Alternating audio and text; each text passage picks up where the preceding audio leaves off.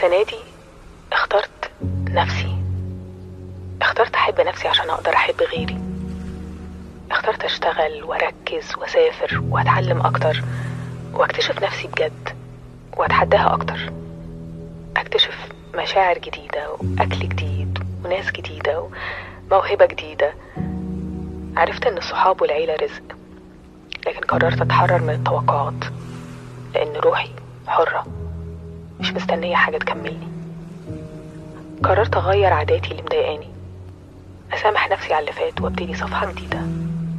اصل نفسي هي اللي استحملت وقويت وصبرت واتجوزت.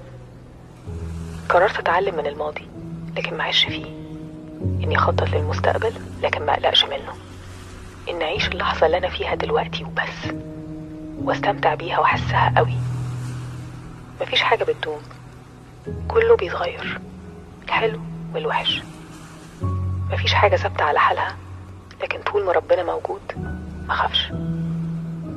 حبيت اخطائي اللي نورت بصيرتي، وحبيت حزني لانه وراني الحقيقة، حقيقة اني بشر، هفضل اقع واقوم واتجاوز واتعلم لاخر نفس.